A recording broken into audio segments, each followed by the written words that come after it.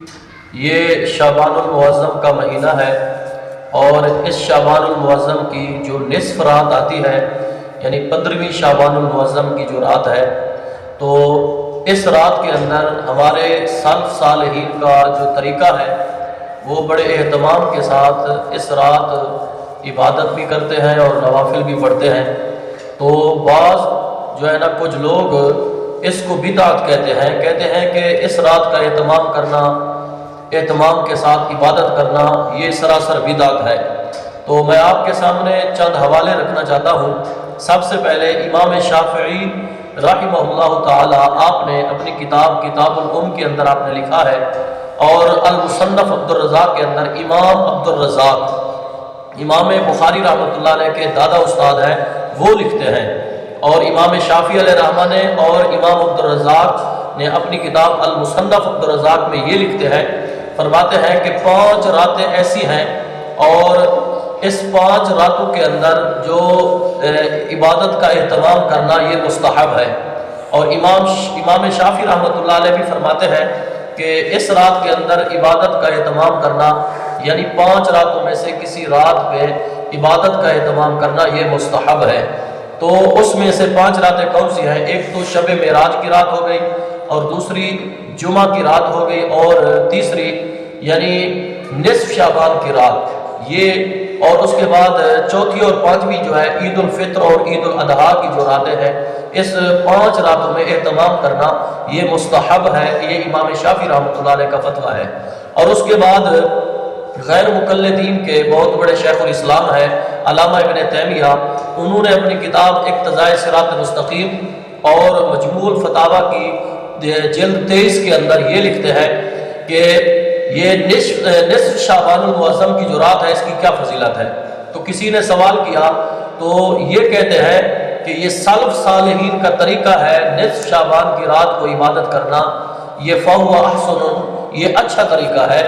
یہ علامہ ابن تیمیہ اپنی کتاب مجموع الفتاوی کے اندر لکھتے ہیں، یعنی یہ بدعت نہیں ہے، یہ طریقہ اچھا ہے اہتمام کے ساتھ عبادت کرنا۔ تو اس رات کے اندر جو بھی دعا مانگی جائے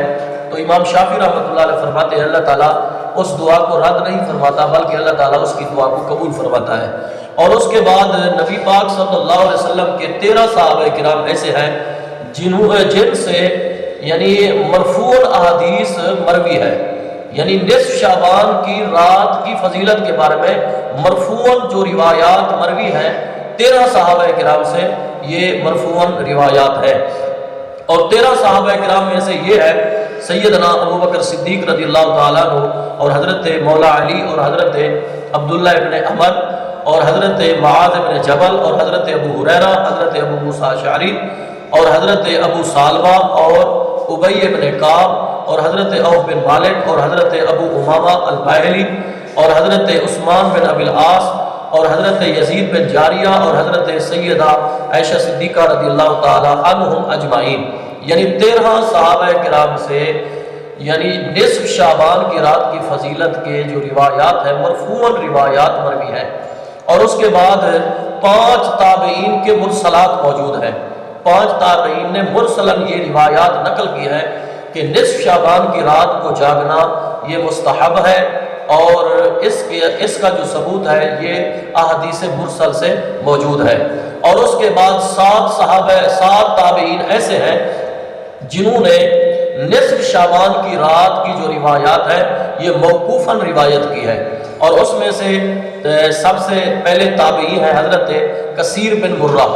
اور جنہوں نے 70 بدری صحابہ کی زیارت کی ہے۔ تو فرماتے ہیں کہ نصف شعبان کی رات کو جاگنا یہ بڑی فضیلت رکھتی ہے، اور اس رات کو اہتمام کرنا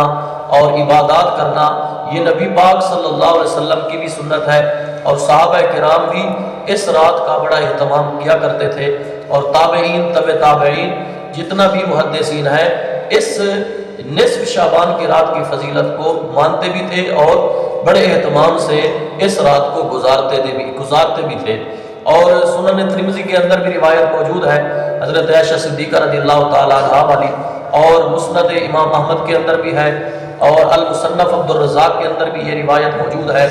اور بہقی شعب الایمان کے اندر، اور ابن ابی شیبہ کے اندر، یعنی کثیر کتب احادیث کے اندر یہ روایت نصف شعبان المعظم کی رات والی جو فضیلت ہے، حضرت عائشہ صدیقہ رضی اللہ تعالی عنہا والی روایت، یہ کثیر کتب حدیث سے ثابت ہے۔ تو اللہ تعالی ہمیں اس رات کا اہتمام کرنے کی توفیق عطا فرمائے۔